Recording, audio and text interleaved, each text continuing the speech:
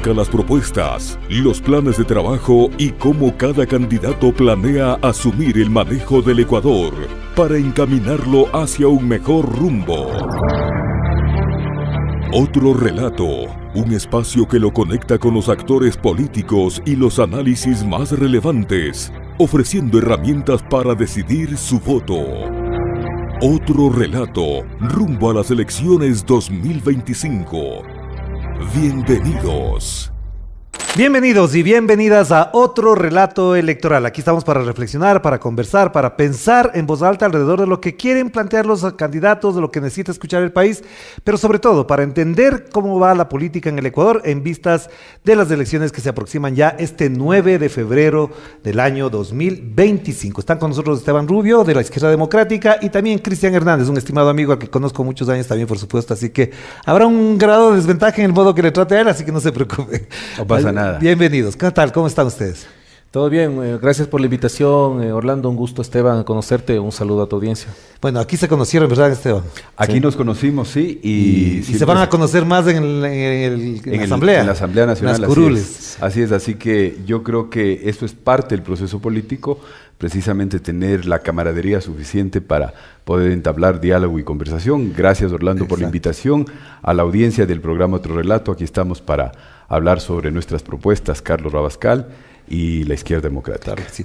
Esteban, una de las cosas que siempre llama la atención es que quienes se lanzan a candidatos a la Asamblea, y la misma pregunta le hago a Cristian, por supuesto, van hacia una institución que no tiene mucho prestigio o que se ha querido desprestigiar.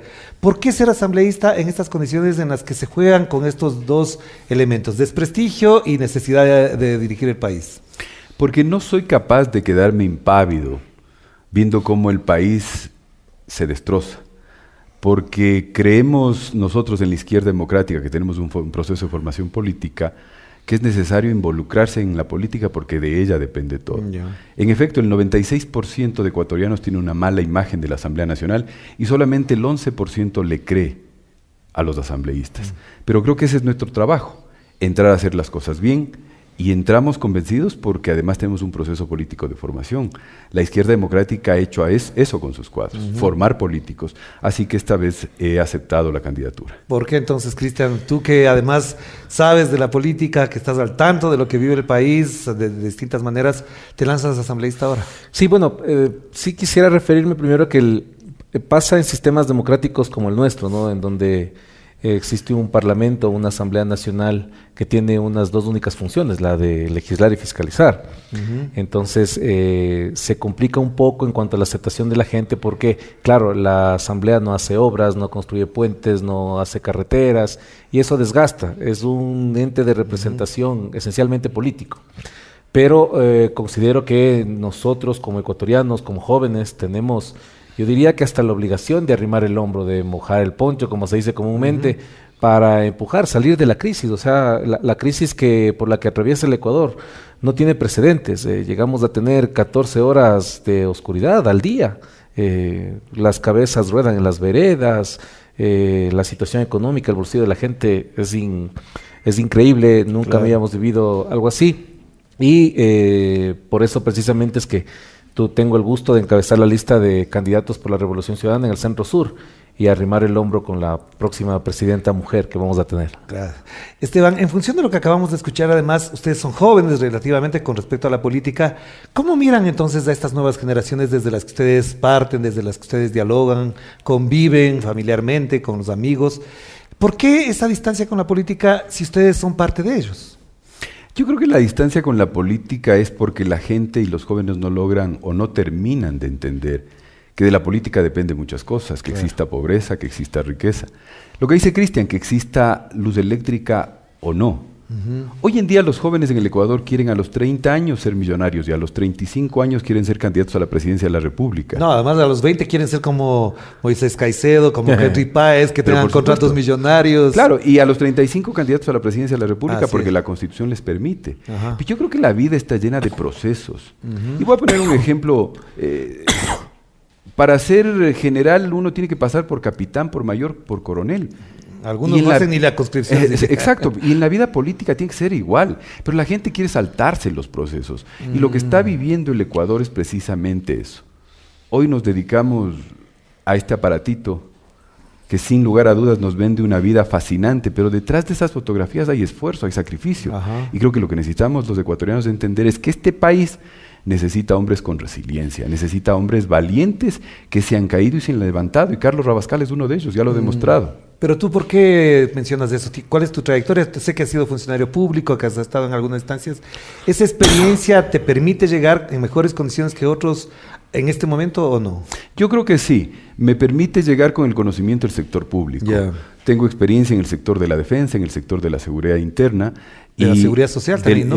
También estuve en la seguridad social, sí, fui subdirector del Seguro Social Campesino, Ajá. he trabajado con el sector campesino, pero además de eso, yo creo que lo fundamental aquí es entender que necesitamos servidores públicos comprometidos, ecuatorianos comprometidos, porque no solo depende del servidor público, de los asambleístas o del Ejecutivo, depende fundamentalmente de la actitud que los ecuatorianos pongamos frente a lo que está ocurriendo en el país. Ya. Cristian, en función de esto que acaba de decir Esteban, ¿hasta dónde hay posibilidades, por ejemplo, desde la Revolución Ciudadana, desde el movimiento en el que estás participando, de reiterar en lo que acaba de decir, que el servicio público sea así? Porque buena parte de la disputa con ciertos sectores de la derecha, neoconservadores y algunos hasta fascistas, es que no quisieran el Estado, que no quieren saber nada de burócratas. ¿Cómo entonces revalorizar eso? A ver, yo creo que la función, la esencia del Estado es imprescindible para una sociedad, y más aún con el avance de la tecnología. En la medida en que los pueblos, las sociedades se desarrollan, el rol del Estado es cada vez más necesario, más importante. Y claro, nuestro país hace 8 años tuvo una década que realmente le entregó obras, servicios públicos de calidad, de acceso gratuito para la gente, la salud. Iban a los hospitales, encontraban medicinas, médicos, especialistas. Nada más gente con mucha plata, ricos, se operaban del corazón en el Seguro Social. Por supuesto, gratuitamente. había mejor equipo hasta, al menos acá en Quito, y no me vas a dejar mentir, Orlando, igual Esteban, había mejor equipo que en el propio hospital metropolitano. Ajá. Entonces, la gente hoy acude a un hospital público y lo que encuentra es ni un paracetamol, no hay médicos. Entonces... Pero desde la Asamblea, ¿cómo hacer eso? A eso iba. La Asamblea tiene que trabajar de forma sincronizada y coordinada con el Ejecutivo. Ya. Mira, este último año sobre todo ha sido los titulares de los medios de comunicación. ¿Con quién se bronquea el presidente? Ya. Con la vicepresidenta, con el alcalde de Cuenca, con el alcalde de Guayaquil, con el alcalde de Quito, con los prefectos, con todo el mundo. Esos han sido los titulares, ¿ya? Eso y a la no misma puede seguir Asamblea, pasando. ¿no? A la Con la- Asamblea, por- ajá. pero por supuesto. Pese a que la Asamblea en los primeros meses le apoyó en todos los proyectos de ley. Bueno, y el país en la consulta popular le El dio país todo en el la aval consulta. para el tema de seguridad. Mira, así es. se habló mucho en la consulta, se gastaron $60 millones en el tema de la extradición. ¿Qué delincuente es extraditado?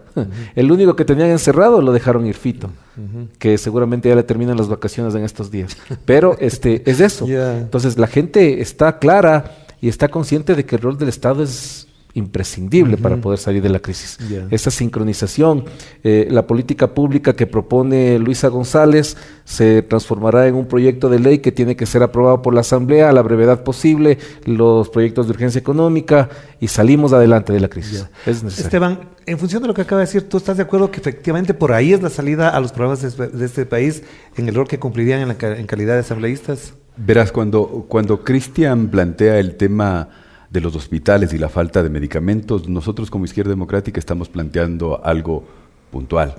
Y es que necesitamos legislar en contra de esa vagancia pública, Ya. la falta de eficiencia y ejecución presupuestaria.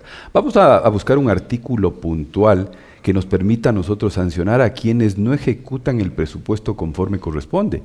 Hoy en día, los últimos 4 años de gobierno, tienen un presupuesto general del Estado que no ha sido ejecutado. Claro. Es El una muy presupuesto- baja ejecución. Sí, muy bajísima baja. ejecución. Así ¿Es es. ineficiencia o es vagancia o es inutilidad? No, pero también Mira, puede ser lo otro, que quieren efectivamente O están pagando la deuda, pues. prestigiar a las instituciones para privatizar. También, o están pagando la deuda, ¿no? Ahora, mira, es la primera vez que voy a hacer público esto. Mi madre falleció en un hospital público el 16 de diciembre del año pasado. ¿Ya? Tienes que comprar hasta el paracetamol. Es un completo desastre. Por suerte pudimos ir a comprar, tenemos esa capacidad. Pero ¿cuántos ecuatorianos no tienen la capacidad de salir a comprar ese paracetamol? Y este gobierno... ¿Falleció por falta de atención o porque ya no había? Es todo. No te puse ese ejemplo y no quiero entrar en detalles. Pero no puede ser posible que te digan que en este país todo está bien, que por las redes sociales te vendan que todo está bien. Pero vayan a los hospitales. Claro. Vayan a ver si todos los ecuatorianos que tienen la necesidad del servicio público de salud tiene acceso a salud. No lo tiene. Pero tú dices, eso sería una ley para sancionar a la institución que no ejecute el Claro, presupuesto. pero por supuesto. ¿Y cuál sería la sanción? Un artículo, puede ser incluso, estamos pensando nosotros hasta de tipo penal la falta de ejecución presupuestaria porque están corriéndose vidas humanas. ¿Estás de acuerdo con eso, Cristian? De que se sancione a la institución que no ejecuta. En este caso sería la autoridad, ¿no? A la Porque autoridad, no se puede por supuesto. sancionar a la institución en sí misma. En el objetivo, plenamente de acuerdo. De hecho, tiene que haber sanción. No estoy muy de acuerdo en la reforma que tiene que darse, porque hay una ley orgánica de la Contraloría General del Estado que le faculta al Contralor a realizar auditorías de gestión. En la ley electoral, el incumplimiento de los planes de gobierno, que incluso es causal de juicio político del presidente de la República, de los ministros incluso. Entonces, sí, completamente de acuerdo con Esteban. Eso no puede pasar. Y es lo que siempre dice Luis en las intervenciones públicas. No solo que es indolencia con las necesidades de la gente, sino que es ineptitud e incapacidad. Hay un presupuesto aprobado, hay los recursos, están ahí. Y por ejemplo, el caso de la subida del IVA al 15%. Nos mintieron de que ese excedente, esa nueva alza del IVA, iba a ser designado a seguridad. De los más de 1.200 millones de dólares, se han gastado 41 en seguridad. ¿Qué se hizo el resto? ¿Qué se hizo los 1.160 millones de dólares? Pero hay 600 millones en contratos de emergencia en varias cosas, supuestamente para actuar en función de en chalecos, en balas, en armamento, etcétera. Ya, ahora habrá que revisar esos contratos de emergencia. Muchas veces el burócrata irresponsable busca que la circunstancia sea de emergencia para poder contratar a dedo. Y mira lo que pasó con Progen. Contrataron a dedo, la empresa no hay. No, y ahora están en lo mismo. Es exactamente algo ibas a eso. decir, Esteban, perdón. Sí, cuando hablas del tema de los chalecos, pero antes un paréntesis. Cristian habla sobre la Contraloría General del Estado. Este momento, ¿qué está haciendo la Contraloría General del Estado respecto de que se están gastando fondos públicos en una campaña electoral? ¿Qué está haciendo? Con las cocinas de inducción. Eso es una. ¿Y qué está haciendo cuando el Ejecutivo hace campaña con fondos públicos? Entonces, la institucional de este país también no responde a los intereses de los ecuatorianos, responde a los intereses del gobierno de turno. Para ustedes, fondos públicos es, por ejemplo, lo que hace la esposa del presidente, la señora Lavinia Balbonesi, con todo el aparataje que va a todas partes a hacer obras de caridad. ¿Es fondos públicos? Son fondos públicos, utilizan entonces, hay una vehículos, infracción. pero por supuesto, pero ¿dónde está el Contralor? ¿Dónde está el Contralor, señor Contralor? ¿Dónde está? ¿Cuál es su gestión? Ahora, cuando tú hablas del tema del armamento, cuidado al presidente de la República y al ministro de Defensa, cuidado con los chalecos que entregaron en el oro, cuidado, no cumplen con las calificaciones internacionales NIJ, cuidado y tenemos miembros de las Fuerzas Armadas disparados y muertos porque esos chalecos no cumplen. De hecho, en la Radio Pichincha se publicó la investigación al respecto de que la empresa que proveyó de chalecos era una empresa incumplida con el Estado, tiene una figura, eso no me acuerdo ahora, y no estaba calificada para proveer eso. Por supuesto, la policía lo declaró como contratista incumplido. Contratista incumplido. Contratista incumplido. Es, y ahora esa compañía fue a vender a nuestras Fuerzas Armadas y el poder político de este gobierno, el ministerio, el ministro de Defensa, no el ministerio, el ministro de Defensa, el presidente, fueron a entregar con bombos y platillos unos chalecos que no cumplen con los requisitos mínimos de seguridad. Lo mismo que hizo Lazo. Pero, Cristian, si todo esto que está configurándose en el año y pico de gobierno que tiene el señor Daniel Noboa, de llegar ustedes a la Asamblea, ¿qué van a hacer con toda esta gestión? Porque efectivamente ahora no hay ni contralor, por lo que se menciona, no hay fiscalización plena. ¿Qué harían ustedes en calidad de asambleístas sobre estos temas en particular? A ver, y yo creo que, enhorabuena que tengo el gusto de estar con otro candidato a la Asamblea, es la obligación de toda la Asamblea, de todos los asambleístas, y es evidente y creo que no necesita mucho análisis, mucha interpretación. Y te pongo solo un ejemplo. El artículo 93 de la Ley Orgánica de Elecciones del Código de la Democracia dice claramente que los servidores públicos para una reelección deben pedir licencia. Ya, es más, ni siquiera dice deben pedir, gozarán de una licencia obligatoria. Ya. La norma es clara, no necesitas interpretación, ni corte constitucional, ni nada. Y el presidente se inventa una figura de encargar, y eso más, a dedo a una persona que nadie conoce, siquiera nadie eligió la presidencia de la República cuando él quiere, pero se pasa todo el tiempo siendo presidente cuando debía pedir licencia. Eso es incumplir a más de incumplir una norma legal, es incumplir sus funciones, porque la primera función del Ejecutivo es precisamente el cumplimiento de la Constitución y la ley. Pero ¿qué pasaría si es que esto, siendo así, gana las elecciones Daniel Noboa, se reelige? ¿Qué va a pasar si es que incumplió la ley? Tiene que someterse al juicio político. Y destitución. Pero por supuesto. Ajá. O sea, mira, tú conoces, Orlando, yo soy abogado de Jorge Yunda, Ajá, de las empresas de él, y él terminó removido por no haber hecho una sesión de rendición de cuentas presencial. ajá. Cuando la ley, en pandemia. sí, en efecto, estaba en plena pandemia. Y Jorge hizo vía Zoom, que Claro. tuvo más vistas que incluso lo que pudo llenar en una sala cualquiera. Ajá. Y ese fue el motivo del incumplimiento y le removieron. Claro. ¿Ya? Ajá. Tanto más una norma incumplida tan evidente como el Código de la Democracia. ¿Y por qué el presidente, que no creo en el caso en que se reelija a Daniel Noboa, no tenga que someterse al control político? Y creo que es una obligación de toda la Asamblea, o al menos de quienes no se dejen comprar con lo que seguramente pasará. Esteban, ¿estarías de acuerdo en hacer un juicio político si ganaría las elecciones de Daniel Noboa en función de estas causales que menciona Cristian? Yo creo que no solo el juicio político, yo creo que es necesario un juicio moral y ético en este país. Hay que inaugurar la verdad, hay que inaugurar la honestidad en nuestro país. Hay algo que yo ato de lo que dice Cristian, lo que dices tú. Pónganse a pensar lo que están en este momento reflexionando los empresarios, los inversores. Si el presidente de la República viola la ley todos los días, no lo digo yo, lo dice un colega tuyo, lo dice Aguilar, el periodista Aguilar, todos los días viola la norma, no hay seguridad jurídica, eso significa que no va a haber inversión, y si no hay inversión, no hay producción, y si no hay producción, no hay seguridad, y si no hay seguridad, estamos como estamos. ¿Pero estás de acuerdo o no con el juicio político? ¿Apoyarías, digamos, en el hipotético caso de que En el se hipotético reelegiría? caso, claro, pero por supuesto. Pero también si hay no ha otra instancia, cumplido. porque el problema, digamos, ya no gana Daniel Noboa, entre esta fecha del 9 de febrero hasta el 24 de mayo, hay un plazo para poder desarrollar eso. ¿Ustedes pedirían a los legisladores que están actualmente en ejercicio que se haga el juicio político? Cristian. Totalmente, y estoy seguro que la bancada lo va a hacer. De la Revolución Ciudadana. Por supuesto. Ajá. Pero no Es que es alcanzan los evidente. votos, creo yo. Mira, son tantas las vulneraciones a la norma expresa, a la ley, que causales para juicio político hay más de una.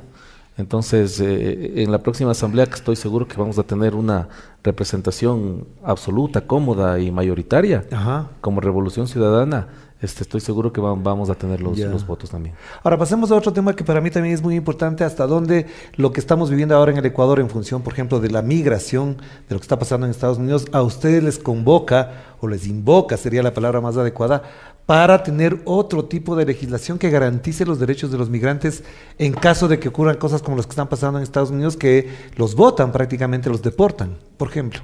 Yo creo que la política pública en el caso de migración es fundamental y es necesario implementarla. Una de las quejas que ha tenido nuestro candidato Carlos Rabascal cuando ha visitado las asociaciones de migrantes y a los migrantes, precisamente que la Cancillería no trabaja el tiempo que debería trabajar en el exterior.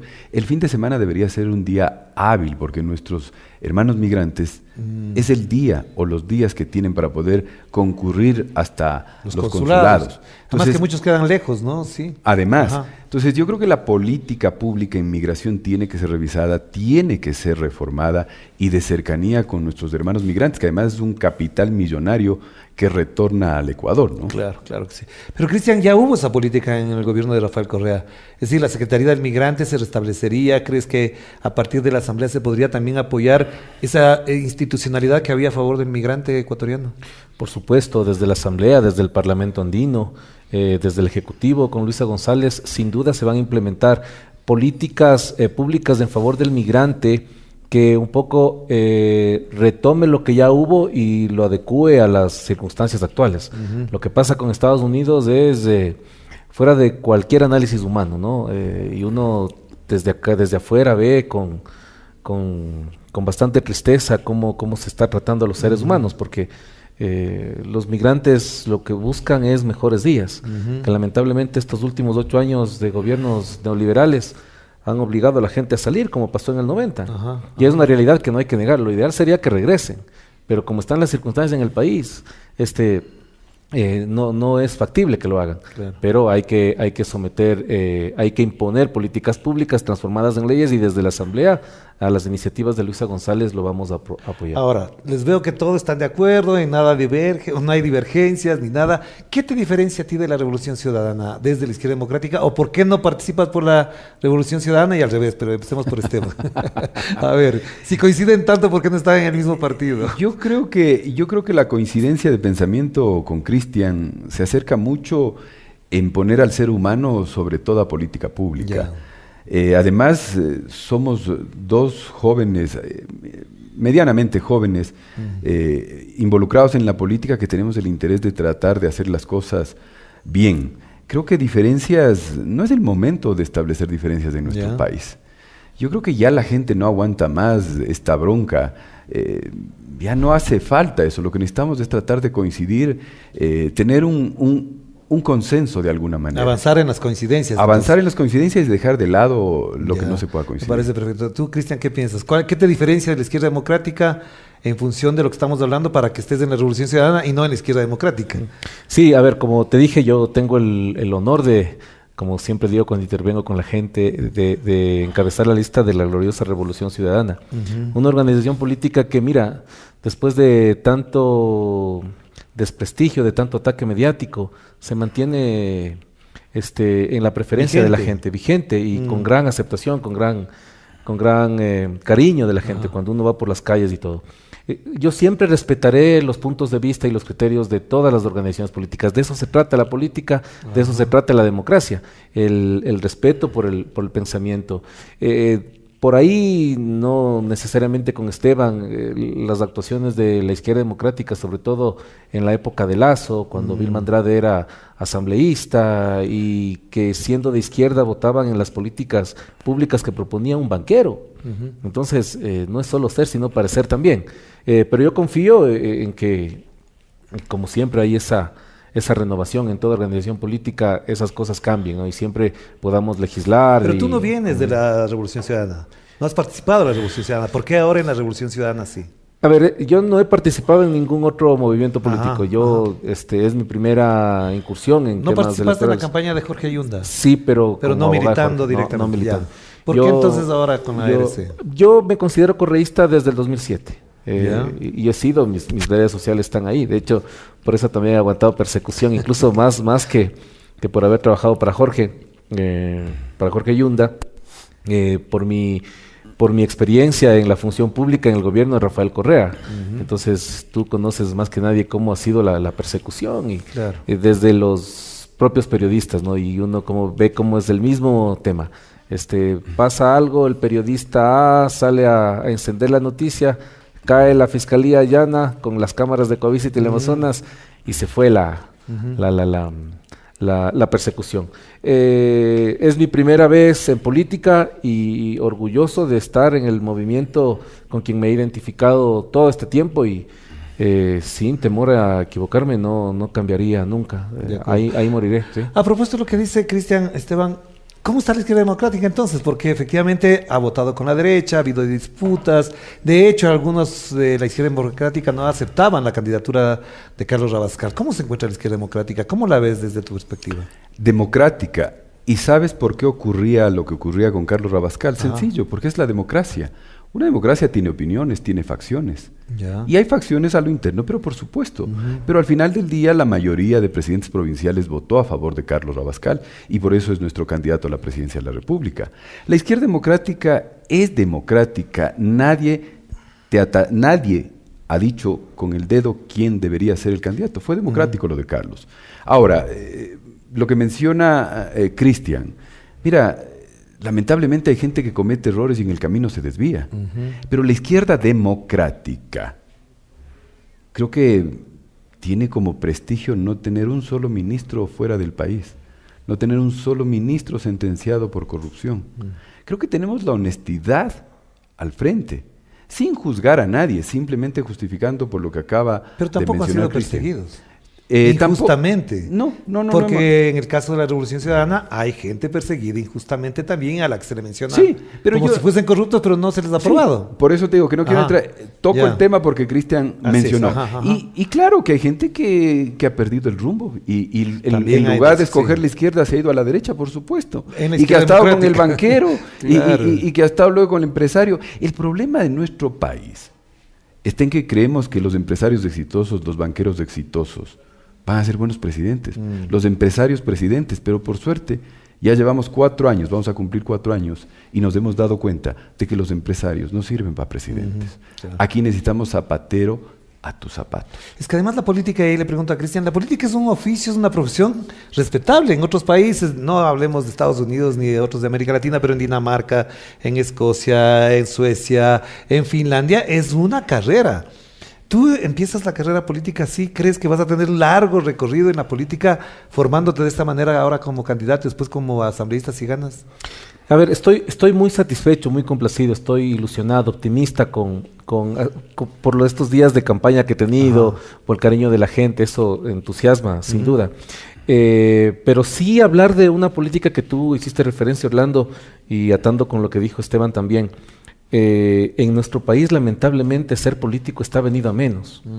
Y claro, el político cuando se sienta frente a una cámara, frente a un micrófono, siempre dice lo que entiendo debe mover a todos los candidatos, ¿no? El poder ganar la elección para servir a la gente, ¿ya? Pero acá, lamentablemente, y sobre todo con toda la persecución que ha habido, y yo tuve una entrevista hace unos días en una radio, y abrieron los micrófonos, ¿no? Había bastante cariño de la gente, preocupación también por la crisis. Y cuando toma el teléfono una señora, llama y dice, yo no voy a votar porque los 70,000 millones de dólares que se robó Correa les tiene guardado en el Banco del Vaticano. O sea, esa fue la reacción era Osvaldo Morocho de Radio América. Ajá. Ajá. Y yo le digo, vea señora, la verdad no tengo cómo responder su inquietud, pero me está diciendo usted que el Papa Francisco es la máxima autoridad del Vaticano, cuyo único banco es del Banco del Vaticano, que es cómplice de un atraco de 70,000 millones. Luego digo, ¿cómo esconde 70,000 millones? Entonces, claro que están sentenciados, claro que están exiliados, pero sentenciados por telepatía. Claro. Y eso, como profesional del derecho, te digo, no admite el menor análisis.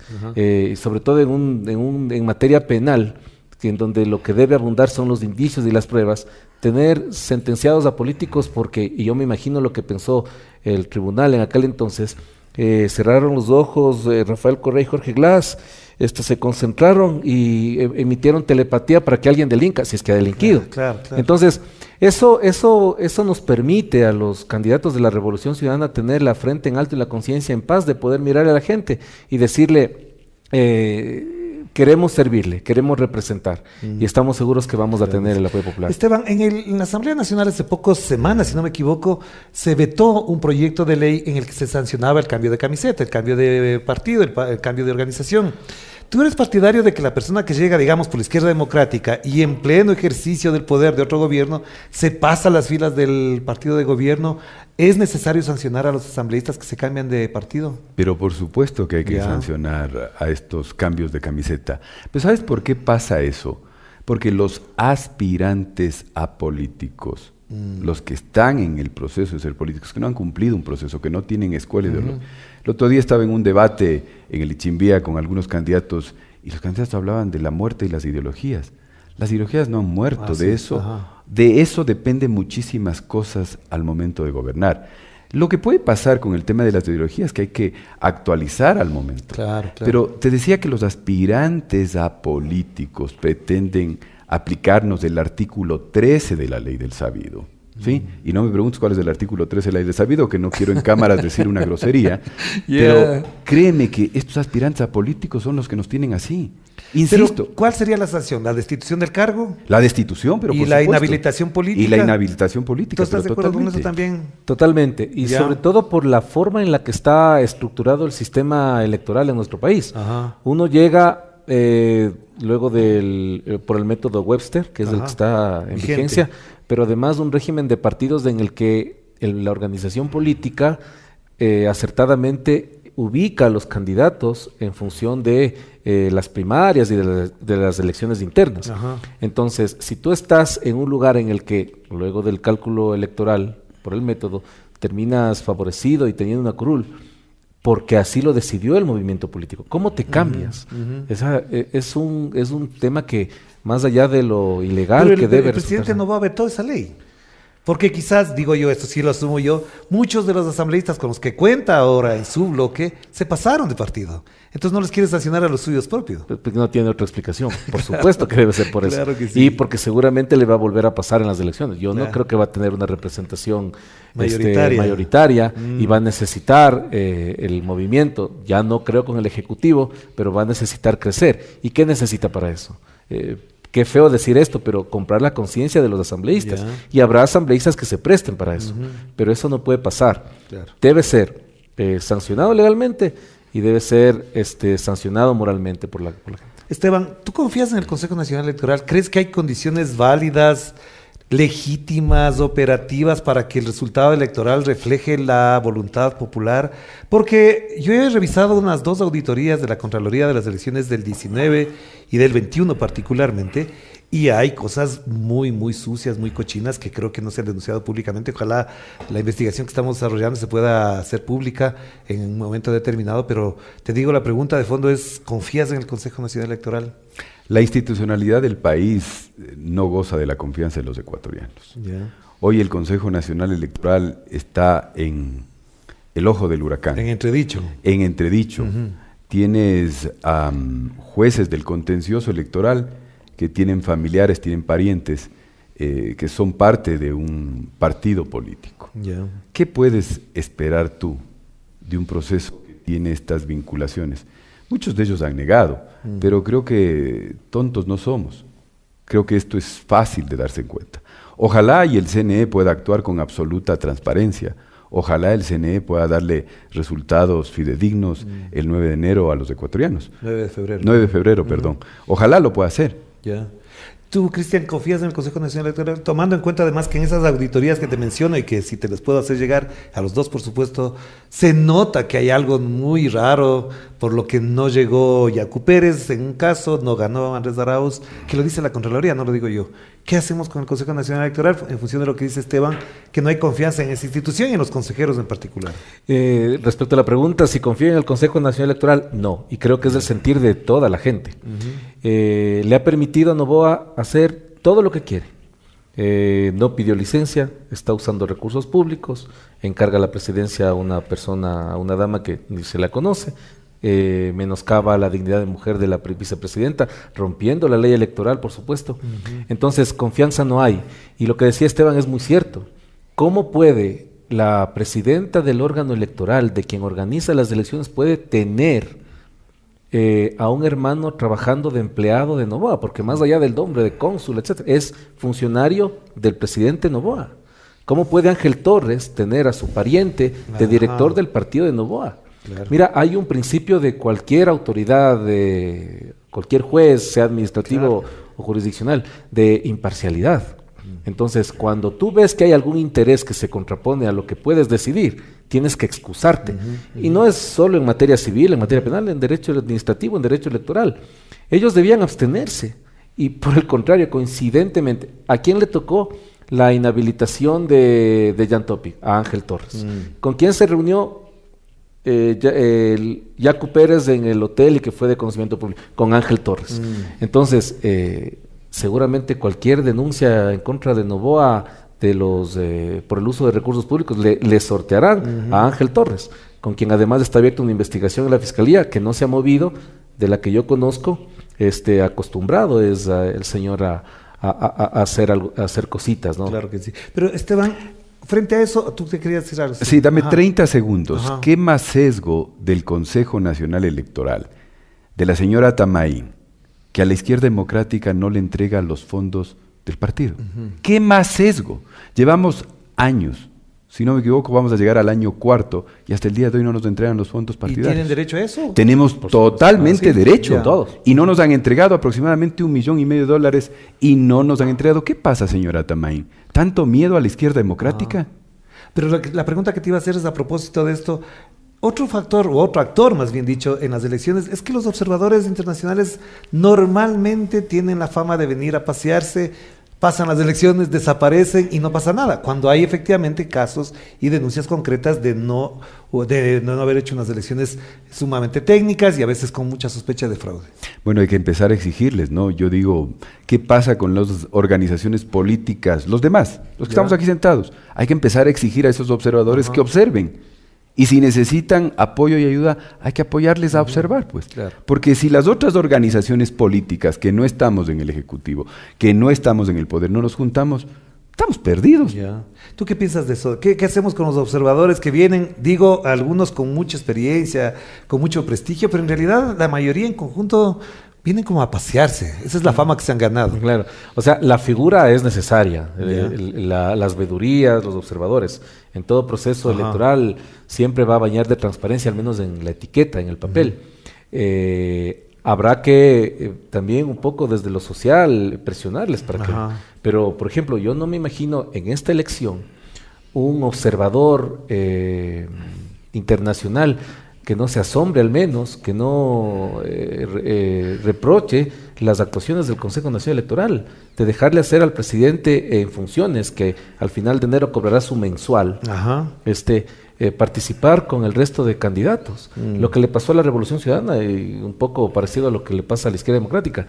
Nos ha vetado, se ha opuesto y no ha permitido que se transmitan cuñas, que lo único que dice es la propuesta para el electorado. Claro, como 4 cuñas. Exactamente, vetadas. cuñas radiales.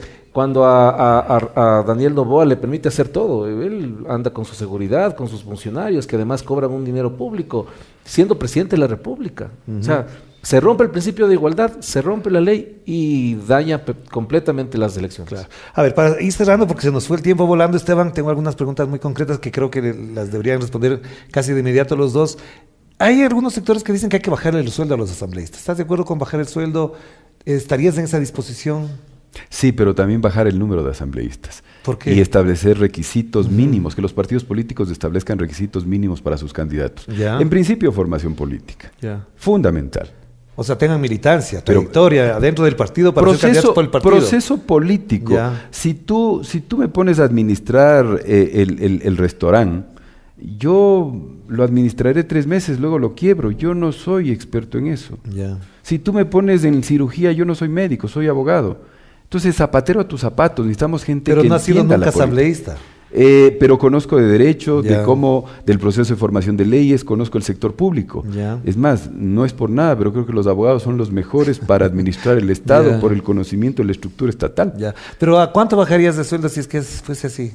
No tengo idea en este momento. No sabes pero- cuánto pero vas a ganar si ganas las elecciones. Es en lo menos que me he preocupado, la verdad. Tú, Cristian, A ver, yo no estoy de acuerdo con ese tipo de medidas, porque claro, suena bonito, ¿no? Tal vez para Muy convencer a la populista, gente, ¿no? muy populista, pero Ya. la gente tiene o está acostumbrada a ver en la Revolución Ciudadana la coherencia y la verdad. ya. Fíjate que yo, cuando Jorge era asambleísta, él fue quien presentó el proyecto de enmienda para reducir el número de asambleístas, Ajá. y yo trabajé en función de eso, como profesional del derecho, pero en lo personal yo no estoy de acuerdo. El asambleísta por naturaleza es representante de un pueblo. Y mira, si tú reduces el salario, que no va a solucionar absolutamente nada de los Ya. problemas, porque si tendríamos la certeza de que ese remanente que se quita a los asambleístas se compran medicinas, ok, Ajá. pero eso no pasa, ¿ya? Eso no pasa, hay demasiado presupuesto sin poder ejecutarse Ya. y con tanta necesidad de la gente. Entonces, suena bien, pero creo que no va a solucionar en nada la crisis que tenemos como país, como sociedad. Claro. Entonces, yo no entraría ni siquiera en esa discusión, porque además, tú le bajas el sueldo, es más susceptible de que venda Se su corrompa. conciencia. Ajá. Exacto. Entonces, ¿y ustedes estarían de acuerdo los dos en que se rebaje el número de asesores que tienen? Por ejemplo, hay asambleístas que presiden una comisión y llegan a tener hasta 4 o 5 asesores, y eso se convierte parte también de la cuota política de los partidos. Hay gente que está muchos años ahí por parte de la cuota.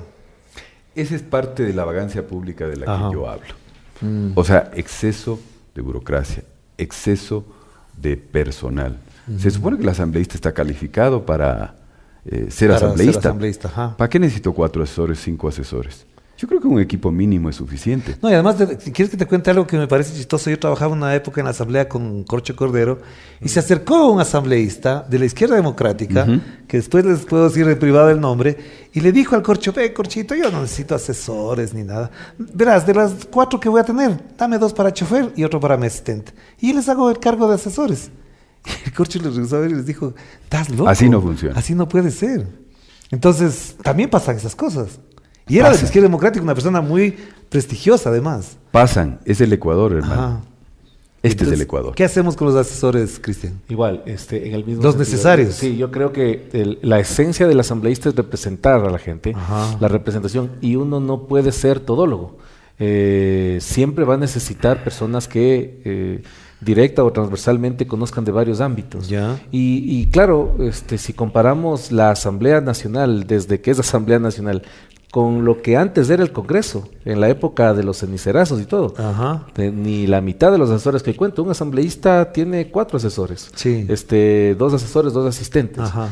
No tiene Chofer, movilización, ni esas cosas, no no. tiene- Ajá. como la gente tiene eso en la cabeza. Entonces, Claro. como digo, son temas de austeridad que suenan bonito, tal vez venda con la gente, pero como Revolución Ciudadana, ese tipo de mensajes no somos acostumbrados a dar al país. Necesita solucionar sus problemas, y con quitarle un sueldo a un asesor, a un asistente o al propio asambleísta, No cambia no nada se el va a país. solucionar. Para cerrar, entonces, yo les pediría, hazle una pregunta a Cristian, que crees que efectivamente no te quedó claro la respuesta en alguna de las preguntas, o algo que le tengas en mente. Después también, Cristian, a Esteban. Bueno, a Cristian le haría la siguiente pregunta. Si él está convencido de que para hacer política hay que tener proceso político, hay que tener formación política. Por supuesto que sí. Creo que la política, en función de lo que concibo yo como función pública, como político, esto de servir a la gente, debe entenderse como un camino en el que día a día hay que prepararse, Ya. y en varios ámbitos. Y aparte que creo que debes tener vocación, ¿no? Debe gustarte la política. Claro, En claro. lo personal, yo tengo muchos sueños desde niño. Y Yo para no mí les es creo a un- la gente que dice, yo no soy político y participa en las elecciones. Sí, sí, es verdad. O sea, no, tú te inscribes y eres político. Claro, O sea, claro que sí. Te guste o no, y puedes decir eso en tus mensajes y todo. Hay ¿no? candidatos a la presidencia que este rato dicen que no son políticos. ¿Cómo es posible? Es A ver, imposible. Cristian, la pregunta para Sí. Esteban. A ver, ¿cómo, un poco saliéndonos de lo general para lo particular, Esteban, porque si es interesante, yo espero que tengas mucha suerte en las elecciones, te deseo la mejor de la suerte. Gracias. Como asambleísta, fomentarías este control político que es necesario sobre tantas ilegalidades, tanta barbarie que hemos visto en este gobierno, en el gobierno de Noboa? O sea, eres capaz hoy de comprometer esa voluntad para hacer cumplir la ley cuando estemos, Dios mediante, y con el favor del voto popular, en un curul en la asamblea. Cristian, los vagos no pueden vivir a expensas del que trabaja. Y un político no puede auspiciar ni socapar a un inútil en un cargo público. Pero esto no solo lo tienen que hacer los asambleístas, los políticos, lo tenemos que hacer todos los ciudadanos. Claro, hay entidades como la Contraloría que ni se mueve, no pasa nada. Pero creo, Cristian, que la forma de fiscalizar es levantando la voz. Este país necesita que la ciudadanía, los jóvenes, los adultos mayores, todos levantemos nuestra voz de protesta, no solamente en el las Twitter, redes en sociales, las redes, ajá. No, necesitamos empezar a levantar nuestra indignación, a capitalizar la indignación Ya. que todos los días tenemos un show, un espectáculo. Hoy, Cristian, la dictadura usa gafas, va al gimnasio, corre, se tatúa y todos estamos felices. Nadie dice nada. Hay que Bueno, levantar y ustedes me están capitalizar la diciendo que ya indignidad. es importante que lo digan. Muchísimas Claro. gracias, Cristian, y muchas gracias también, Esteban, a ustedes por estar aquí. Gracias, Orlando. Gracias, Orlando. Muchas Gracias, Esteban. Cristian. Felicitaciones además por este diálogo tan amable y ameno. Además, Gracias. Muchas gracias. Y vote todito 12. Gracias a ustedes también por participar en este diálogo, en esta conversación, en esta reflexión, en otro debate electoral. Nos vemos pronto. Cuídense mucho. Chao, chao. Cada análisis, propuesta y criterio de los actores políticos lo acercan más a una decisión informada. Otro relato rumbo a las elecciones 2025. Y gracias por acompañarnos.